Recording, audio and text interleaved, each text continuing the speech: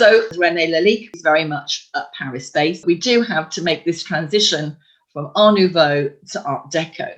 So one of his most famous jewels is on the front cover of the catalogue for Art Nouveau, held at the V&A in 2000 to celebrate our millennial moment. So 100 years on from Paris 1900. And it's using glass, more of that in a minute. And then he'll make that transition. He doesn't die till 1945 into Art Deco, which, as you can see, emerges as a style around about 1910. But it's really, I think, that joie de vivre after the war that really infuses Art Deco. And we move from the age of nature, botany in particular, for both Lalique and Gallé, to the age of the machine, exemplified by my fast car. So just to give you an idea of the changing style, and also this mysterious Gesamtkunstwerk word derived from the opera impresario Richard Wagner, where it's this idea that you conceive a work of art as a totality, whether it's on the stage in a ballet or an opera, or here your interior. Everything is to be orchestrated. They used a lot of musical words: musicality, harmony, orchestration. Every element of the interior was to be harmonized, including the women. So Georges III's The Visit, as you can see, is a mass of curvy linear, swirling ornaments, reliant very heavily on nature. And coming over it is Madame van der Velde, who has been stylized by her husband to match her drawing room. The problem now is that she can't actually leave it, otherwise she'll be a discord, another word that they use a lot of. And the Japanism comes in because the two watercolors on the wall, which are by her husband, the architect Henri van der Velde, as you can see, have spilled over into the motifs on her beautiful Art Nouveau dress. So dress and jewelry now become works of art alongside metalwork, glass and ceramics. On the other side, courtesy of Jacques Ruhlmann, leading interior designer of the Art Deco phase, and at his peak at Paris 1925, which is really the apogee of Art Deco, we have, as you can see, a neoclassical interior, one that again is all completely harmonized, and here is the woman who would have gone in it. So her jewelry will be long dangly earrings, incredibly long pendants. She'll have no bust, no hips. She'll be wearing one of these flapper dresses. But I wanted to emphasize that this is a package. Whether you're looking at Art Nouveau or Art Deco, it's a total design package. Every part of your environment is to be a living work of art. And you are the living work of art if you're a woman, or even if you're a man, for that matter, in the middle of it. With René Lalique, we have a dynasty. All right, so he's born in the Marne region of France. So yeah, he will carry that patriotism following the Franco-Prussian War, but most of his adult life is spent in and around Paris. His second wife is the important one. She was his mistress before she becomes his second wife. She's always known as Alice.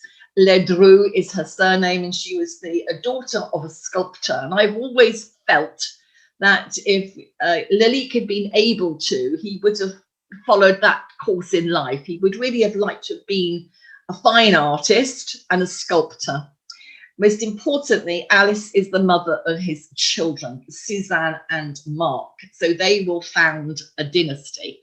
This is Alice wearing a fantastic hat and looking at a Lalique jewel in around 1900. This is also Lalique around 1900. This is Alice wearing a beautiful poppy. It is the theme of her belt by her husband. It was a gift. And this is Suzanne, and Suzanne is here wearing a Chinese robe to emphasize the Orientalism that's again really apparent in Lalique's work. But she will marry into the Haviland family. I'm hoping that's a name familiar to some of you. Haviland is the most important porcelain factory in Limoges. So it's again showing you all the interconnections between glass and ceramics at this time. The dynasty is continued by Marc Lalique. He takes over the reins even before his father dies in 1945, and his most famous creation is l'Air du Temps, the famous perfume flask or falcon for Nino Ricci, which you see here. And you're thinking, oh God, I've just sent one of those to the charity shop, but now they're made with plastic birds, whereas of course the original ones were made with glass. So don't get too het up if you've given yours away. He dies in 1977. It's his daughter Marie Claude who takes over the Cristallerie, which is now in the Vosges, as you'll see later, at Weigen-sur-Moder.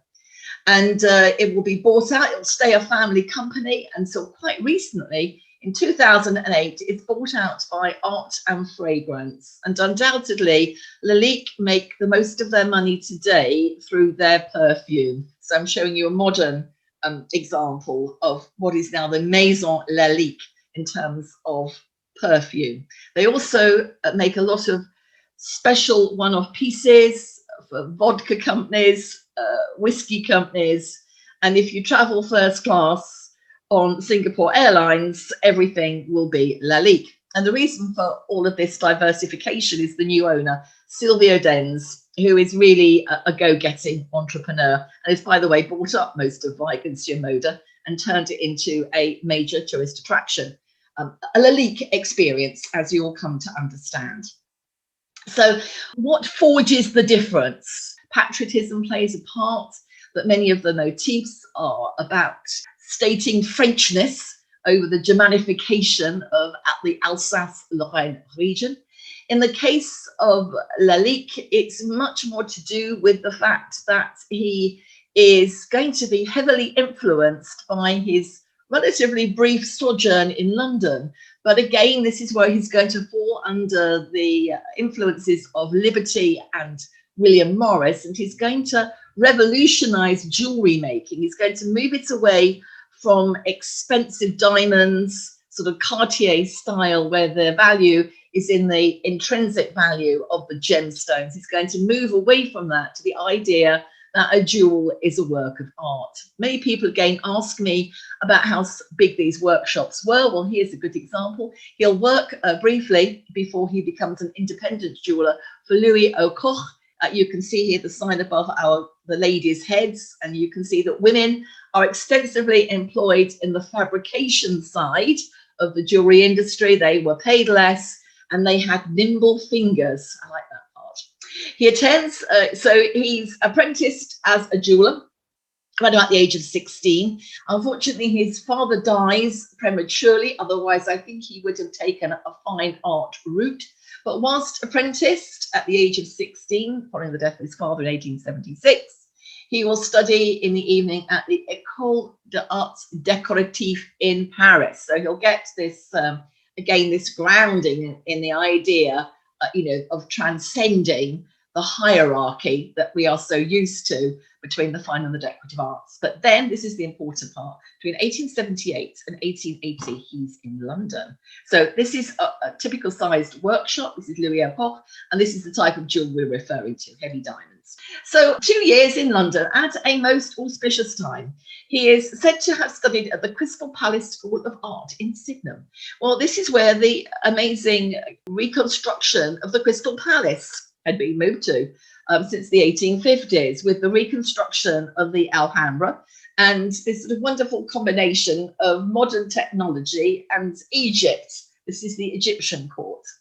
And we know this from the best biography that we have of Lalique, written in 1908 by Henri Weber, who basically is writing a sort of history of the revolution that takes place in jewelry making in France, with very much Lalique seen to be at the forefront of this move towards art jewelry. So he would have been in London at the time of the opening of the Grosvenor Gallery, which was where all the aesthetes hung out and where you'd have seen paintings by Burne-Jones and Albert Moore.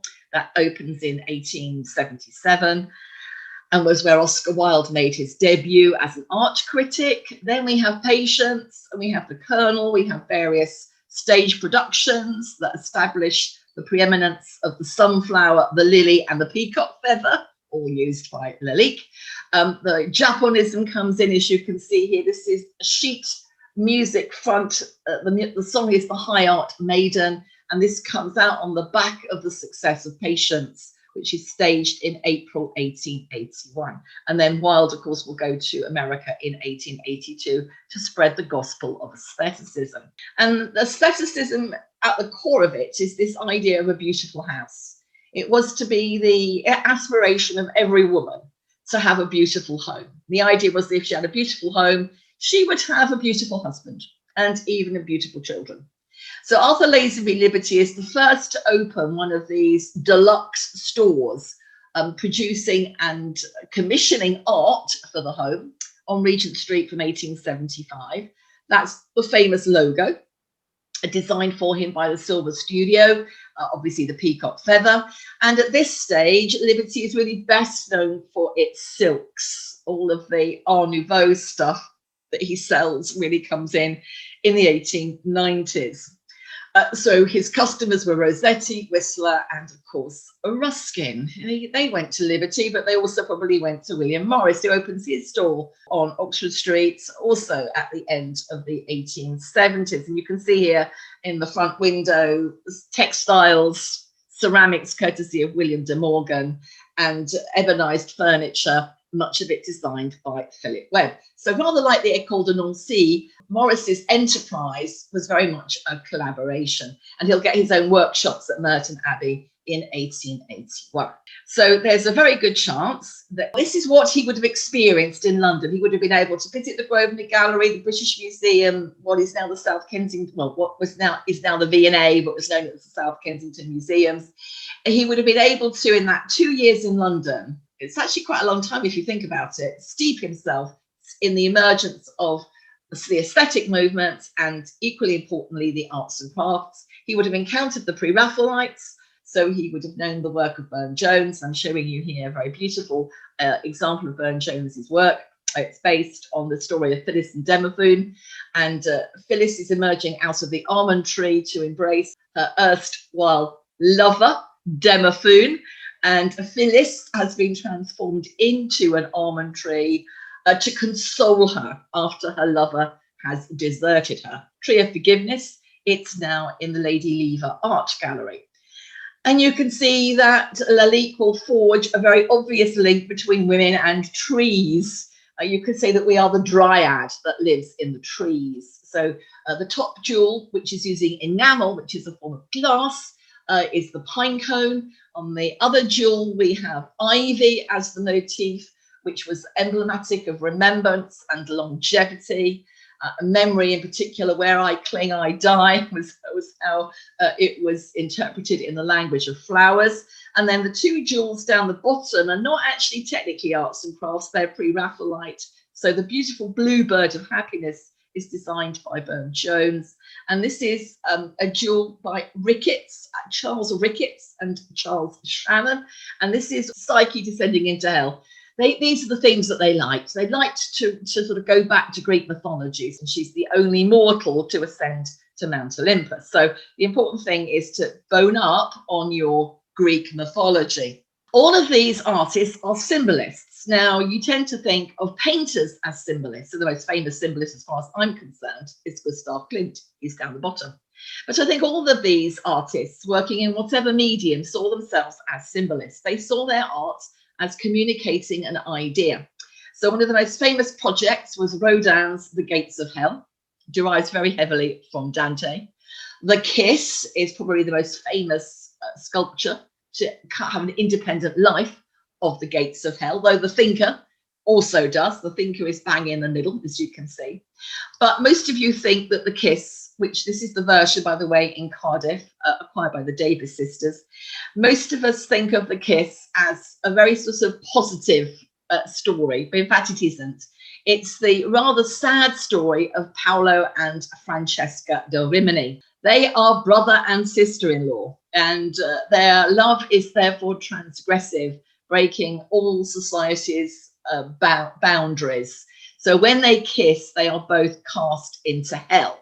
So the moral is, do not send this as a wedding card unless you think that marriage is a form of purgatory. So this is then interpreted by Lalique here with the kiss. And you can see here the chain matches, or it's all integrated into one idea.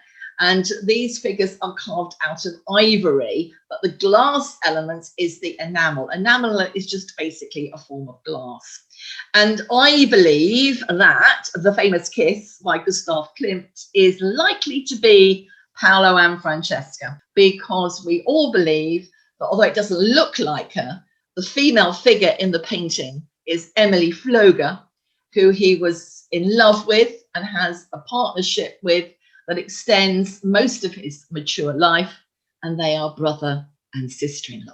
So that's another little bit of a tidbit that you can pick up this morning. The other really, again, important element is Japan. So here we've got Hiroshige's Naruto Rapids. We have a Toshuba, because all the samurai have to find, well, all the artists that supply all the samurai equipment now have to work for a new tourist industry. So this is a Toshuba, or sword guard. The amazing buckle, which shows the very obvious influence of Japan in that it's asymmetric and multimedia. It uses lots of different materials. And then down the bottom, we have goldfish, very, carp, very obvious Japanese motif. And this is a glass pendant. So he will carry on making jewelry right the way through the 1920s. In fact, they make a lot of their money today from their jewelry. And again, a lot of the jewels will, 1920s and 30s jewels will again go back to this idea of recreating the Toshuba, the sword guard. So nature, just like Emile Gallé, everything is about nature. So these are all winter wonderland pendants, all slightly different, sometimes using more expensive stones. This is aqua at the top, this is sapphire, but the most important element as far as we are concerned this morning is that the landscape is enamel, and he's using a new type of enameling here in this pendant at the bottom called plique à jour. So this is like enamel, cloisonne enamel, but doesn't have a backing. So when you hold it up to the light, it's like a piece of stained glass. The light actually shines through. And the center one, you can see he's already experimenting with opalescent glass that we really associate with René Lalique. So La Nature is one of the most famous pieces by Alphonse Mucha. So you think of him as posters, but Mucha defines for me the French Art Nouveau woman. He's Czech, by the way, in terms of his origins. But he creates these sort of sultry, rather pre-Raphaelite women with their heavily lidded eyes, all that hair, and they embody the notion of reproduction and the idea that you're on the cusp of a rebirth. It's the fin of the fin de siècle, if I could put it that way. So you're looking ahead to the 20th century, but there's a macabre element going on as well. So at the bottom pendant, where the face is a form of enamel, poppies, and then the enameling here, again, blue poppies for sleep and dream, Orpheus. This is a datura flower. This is in a stained glass panel, which is in Nancy. It's the datura flower, which again has a heavy scent that overpowers you in the early evening. So these are all femme fatales, even more so than with Gallé. You can trace through Lalique the concept of the femme fatale, the woman who is beautiful but dangerous, who will lure you, gentlemen, to your death on the rocks below. So here we have a brooch with the theme of a mermaid, because Lalique likes anything aquatic. So we have enameling in all of these examples here of jewels by René Lalique. But then we can follow this through to this sculpture of a naiad, or again, just a type of mermaid. Naiads, and mermaids, they're the same basically. But this will become a sculpture, and then it will move from being a sculpture to being a car mascot. So you're seeing it here in opalescent glass. And then the theme of the naiad on a 30s clock face, about 1930 in date. And then the same naiads here on a scent bottle, which was in production until very recently. Marie-Claude was very good at reviving some of the iconic Art Deco designs and sort of giving them a bit of a modern facelift. She was doing that very much in the 1980s. So it's always better to buy naked women. Naked women seem to hold their value better than anything else. And this is also showing you the impact of the milky glass. So the siren is a footed charger. You can see where the glass is thicker, it's milkier and opalescent. Poisson, fish, not so obviously erotic, but the milkiness is very apparent. And then Ondine down the bottom, again from the ballet, the story of Ondine. She's very close, I think, to the Little Mermaid story, you know, in the sense that she comes to land and grows legs. The whole sort of mermaid thing is very important around 1900, but Ondine particularly is the ballet. Peacocks, he loves peacocks. We've already seen that Gallé has a thing for dragonflies, but I think Lalique was very attracted to the sort of bravura of the peacock fan. So this is a wonderful Art Deco lamp where the peacock actually goes up the stem and is on the shade. So double whammy, the stand is illuminated as well as the shade. And this magnificent jewel, which is 9 inches across, which is using opals enamel to create this effect, and is in the Calouste Gulbenkian collection in Lisbon. In fact, if you want to see the best Lalique, those are your options. The Calouste Gulbenkian collection in Lisbon, and then the amazing Lalique Museum in Weigen-sur-Moder, which is where I photographed this, which is described as a nightlight, believe it or not, or a table decoration with the peacock. And then you illuminate the bit in the middle. I really would like that, but it's very expensive. And then a car mascot in blue with, again, the peacock theme. So it's fun. You can sort of trace the themes go through. So although they change their stylistic attributes, you can trace his themes from Art Nouveau through into Art Deco. I love night butterflies, but it also reminds me of that bed, Auburn Crepuscule, which, by the way, remember, used glass to create the iridescence of the wings, created by Lalique, literally in the year of his death. And that is Damien Hirst. So one of the ways that Lalique stays ahead today is, again, commissioning very well-known artists to produce pieces. So Damien Hirst came up with a butterfly in different colours to be used in architecture. You know, it's a glass pane, in effect.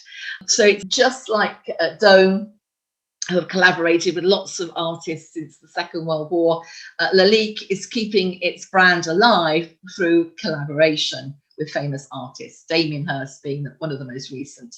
So this amazing jewel, which we saw on the front cover of the catalogue for the exhibition in the V&A, is a giant dragonfly with plique azure, opal and diamond wings. She's enormous, by the way, about 10 inches across and over 15 inches in depth. I mean, you couldn't actually wear her unless you thought you were the Valkyrie, in which case, by all means, go ahead.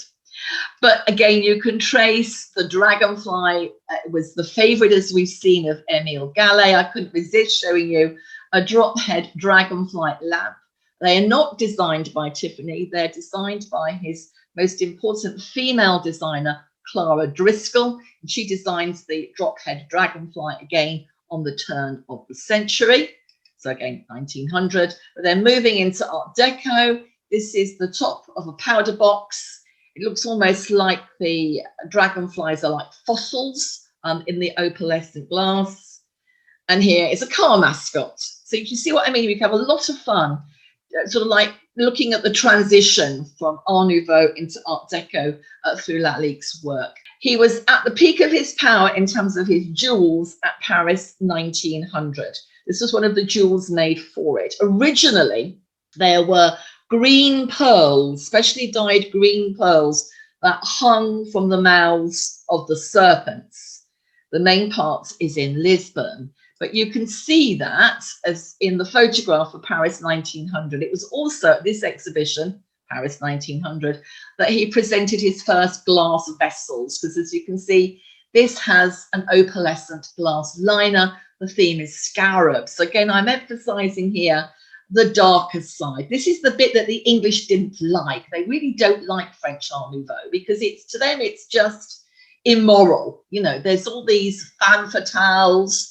There's Dracula themes, so bats in your belfry. You can see my serpent jewel in the center here. Some of the jewels here are very famous and they're in the Met This fantastic necklace here is now in the Met. So this was like a real high point as far as Lalique was concerned in terms of his jewels. So Dracula, remember, published in 1897. And the stand, well, they've recently acquired one of these for Weigen's Moda. And you can see that the gauze was hung behind the metamorphic women, very important word, women on the cusp of changing into something else, in this case, something winged. And the jewels hung as though they were almost like flying in the air. Very, very theatrical. And although probably not such great influence on Gallé, Louis Fuller was a huge influence on everything going on in Paris at the turn of the century. She's from Chicago. She arrives to dance at the Folies Bergère in the early 1890s. By Paris 1900, she's the absolute talk of the town. Here she is, flying around the stage in her amazing dress. And before you say anything, she taught Isadora Duncan. It's that way round. She's seen at the Folies Bergère, and she's transformed into lamps. This one's by Raoul Larche, and many people see her as the apotheosis of Art Nouveau. So again, Lalique is picking up on all the vibes going on around him. One of Lalique's most important clients and friends is Sarah Bernhardt. He designs a lot of the jewels, and this is the not a poster, but it's the front of the program for Theodora, who is the wife of Justinian, the Roman emperor, and he designed the headdress that she's wearing. And it's Bernhardt that introduces him to Kalous Gulbenkian. He's an Armenian business tycoon, inordinately wealthy. And then Bernhardt was a very talented artist in her own right. So the inkwell is designed by her, with bat wings and a skull just over you can see here, just over where you ditch your pen into the ink. And here is Lalique experimenting with glass. So at this stage, around 1900, all of his sort of glass vessels and glass plaques like this one are all very experimental. And this is a jewel that he made for Bernhardt to probably wear on and off the stage. So the headdresses, of course, have to look good from a distance. So there's the origins of my orb, is an adaptation of my snake jewel, because of all these pearls hanging down. And this is a ring that he made for her, a Medusa ring, basically. Lovely idea, I'd like one. And the head of the ring, the Medusa head, is a form of glass, Pat de Verre.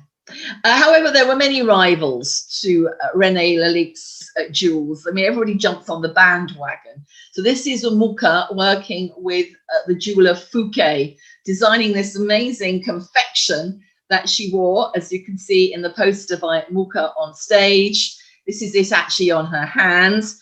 And you can see that, again, you'd have to be a Sarah Bernhardt type woman to wear this type of jewelry. But the important thing is that Lalique feels that he has exhausted his potential as a jeweler. There are too many rivals. This is Fouquet's shop, by the way. Do you know I said at the beginning about going into the Maison Art Nouveau, that it would have been a really orgasmic experience, seeing all this art in this wonderful setting. So you can't get any better than that, can you, as a shopping experience?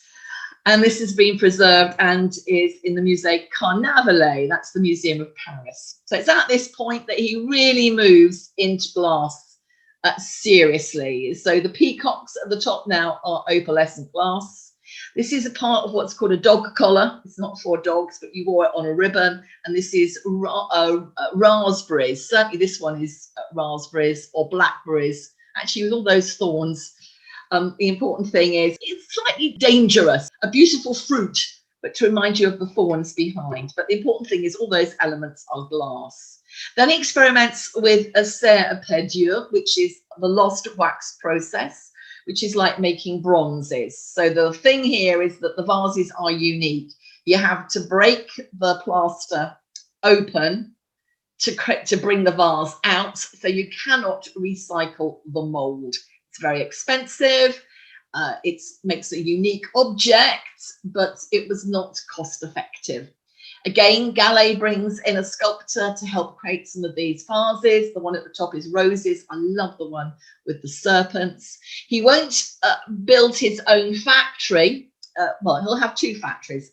He will open glassworks at Cum-la-Ville, which is not that far outside of Paris, actually, which is active until World War I, but then obviously the war closes it down. But that's quite limited in terms of production. But then after the war, 1921, this state-of-the-art new factory at Weigen-sur-Moder, where he now has metal molds, mold pressing.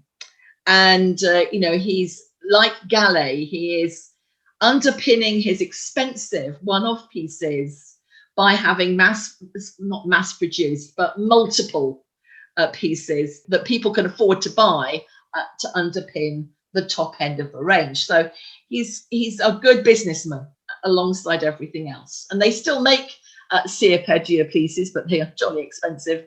So this is a recent commission for Macallan whiskey. And this was actually auctioned in LA to raise money for charity. I think the starting price was eye-wateringly expensive, but then it was like $250,000. But then the idea was to support a good cause as well as getting your cire perdu carafe. Love it. However, what really turns Lalique's fortunes around is Monsieur Coty. So he opens a shop very upmarket part of Paris, the Place Vendôme, in 1905. Virtually next door to him is Monsieur Coty. He goes to Lalique and says, can you design some labels and some scent bottles for me? And this, of course, completely takes off. And, you know, the Art Deco market for scent bottles is enormous. So just for Coty alone, there are 16 bottles and stoppers between 1909 and 1913. That's the trade sign at the top. Sticks was one of the earliest because it was just really the stopper and the label. And then we've got Ombre Antique at Cyclamen. That's the one in the middle, which you can see it's got the Coty at the top and is a sort of metamorphic dragonfly woman. And Les Effeurs, which is to do with, I think, fire, not sure, but it looks, you know, there's a wonderful, I should have translated it for you, I apologize, but you can see there's again a sort of femme fleur or femme fatale on our bottle. Love it. For d'Orsay, this is the same, Count d'Orsay was a famous dandy, okay, from the previous century, 19th century, I mean, and this is acquired by d'Orsay as their trade. So that's on the right-hand side, and their soles is a bottle, or Falcon, for Orsay of 1912. That's this one on here. This is, you can see, Fleur Ami for d'Orsay. And this is for Roger et Gallé. You'll see some examples of their distinctive bottles. Next. So here's for Roger and Gallé. This was the first bottle that Lalique designed that was in the round. So it's, you know, it's the lovely cicadas. You've seen how like Gallé liked those. They're on the edges of the bottle. And this is continuity. So he'd used the cicada for a tiara in the Art Nouveau phase. And then this is an Art Deco vase, also using the cicada. So what I like to do is I like to sort of, as you can see, bring all these elements together. For Roger et Gallé, Le Jade, but it's also very influenced by the Ballet Russe, the Firebird. And the Ballet Russe, remember, arrives in Paris in 1909. For lesser known perfumiers, Faurville is Coral Rouge. This is Molière at the top, and the theme is fawns. And then this is Auteuil, which is an area of Paris, by the way, for Lalo. So lesser known perfumiers also supplied. And then they had their own Maison Lalique brand. So the Bouchon Mûr, which is black berries, get my fruit right, is for Maison Lalique, as is this in blue. The blue one is very expensive. The blue one made a top selling price way back in the 1990s at just under £50,000 for this 1 cent bottle, because it's blue. Blue is a very difficult color to create in glass. But the one I want is the 3 Hirondelle. I love, and in fact, this swallow motif is now the brand motif for Lalique. Just to remind you that this is the era of the flapper, the whole sort of emergence of modern woman. Coco Chanel, to me, sums that up. Lucien Long's Lean Kinetique is to remind you that the new ethos is very machine orientated. But most importantly, she designed her own perfume bottle, and Chanel No. 5 is still the world's best-selling perfume. And then the jewels. So there are huge tax burdens on Parisian women in the 1920s. And so Lalique finds it judicious to carry on making jewels, but we're now in glass. The one in the middle is by Fouquet and is in jade. I'm just showing you the crossover between the high-end jewelry and the jewelry of René Lalique in glass. This is wasps. We saw this earlier, based on the teshuba.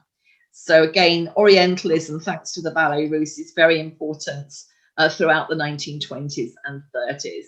You would have a little perfume flask around your neck, again, a pendant with wasps. This one's a snake. I'm wearing that one at the moment. They still make it.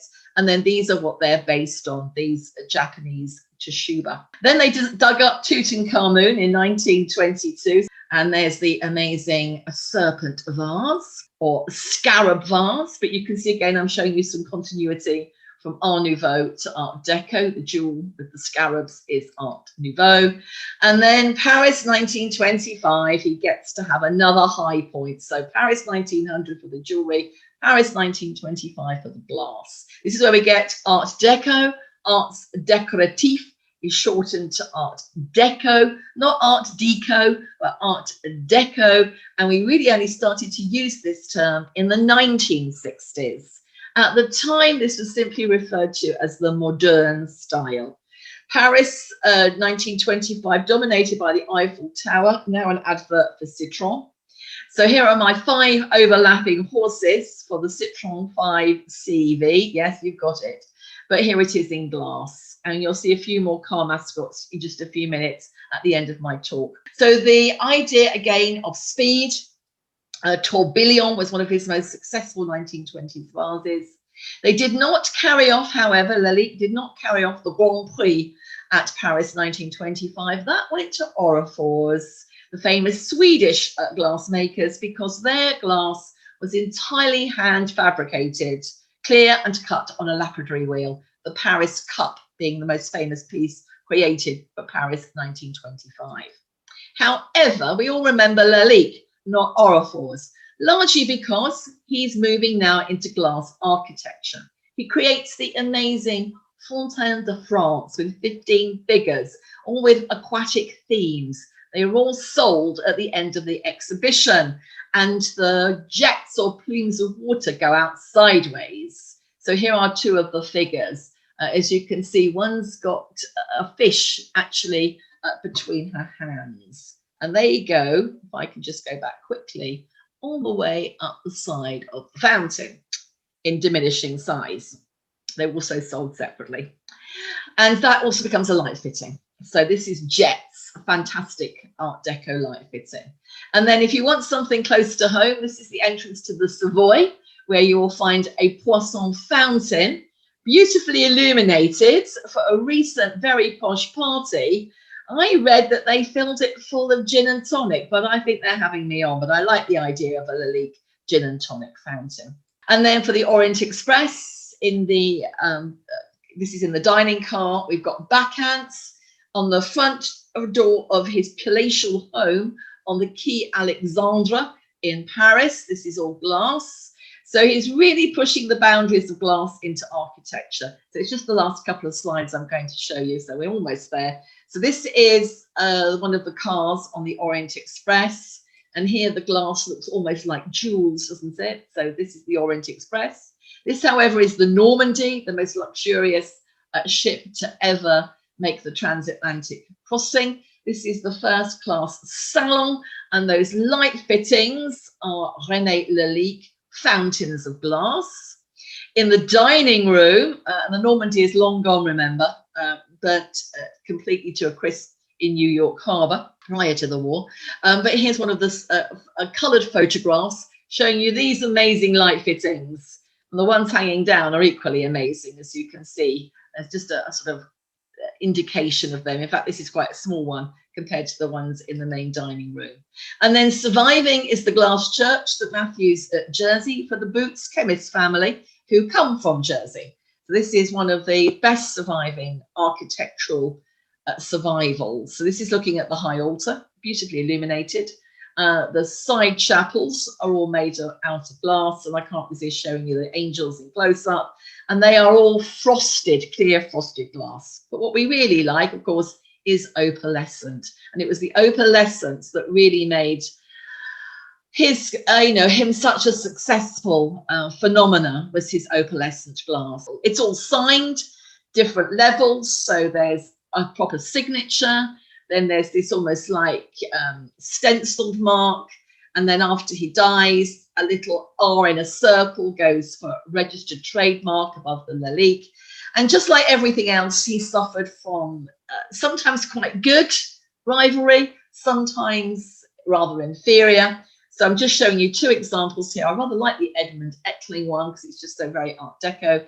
And Sabino is rather cruelly often referred to as the poor man's René Lalique. So to end with some just spectacular pieces, I've mentioned the Ballet Russe, and these are described as night lights. I love that idea, but I think they are really to decorate your dining table. They had filters and you could change the colour of the Firebird. You can see the switch on the side. And I photographed that at Weigen-sur-Moder. This is this wonderful Lalique museum and complex at Weigen-sur-Moder in the Vosges. Dandelions, I love it. Night light, and then Hirondelle, or certainly something like that for the tiara stopper. And then we've got cherubs here on another of these tiara shaped night lights. Suzanne Aubin, again, is another classic uplighter from 1925. And Fascis also, again, the idea was you would change the filter to change the color. Bacchants, still in production, well, was in production until very recently, but also one of the most copied of all of Lalique's pieces. This one's from 1927, and again you could elevate it onto a stand, turning it into a high work of art. And then the car mascots, to sort of conclude with, they come in 1925. They then are keeping going through the dark years of the Depression. They could be turned into bookends, paperweights. Basically they are sculptural forms. There's 29 in all, and I'm showing you here Longchamp, again the theme of horses, and Sanglière, which is the boar. And you can see how you attached it to a dynamo, so that when you were driving along, you would not just have your car mascot, but your car mascot would glow. And the faster you drove, the more illuminated your car mascot was. Probably wouldn't be so good nowadays, would it? It would rather tell the police that you were speeding, but I love the idea. So we started with that Auburn Speedster. So this is Tamara de Lempicka. To my mind, she exemplifies Art Deco woman. So here's my Auburn Speedster coming over. And there is the most famous of the car mascots at the end, Victoire, or Spirit of the Wind, which to me sums up the whole essence of the sort of speed motif of Art Deco. I'll conclude with this because, like everything else, when you're a collector, rarity counts for everything. So although Victoire is the most famous car mascot, the mascot to make the most money so far at auction, admittedly back in 2012, was Rene the Fox. So two versions here of him that went through the sale room, and one, as you can see, making quite a lot of money. Hopefully you've enjoyed that sweep through René Lalique. So I'll leave you again with one of my favourite pieces, Night and Day. The woman is, of course, night and man is day. Don't take that the wrong way, but it's a lovely slide to end on.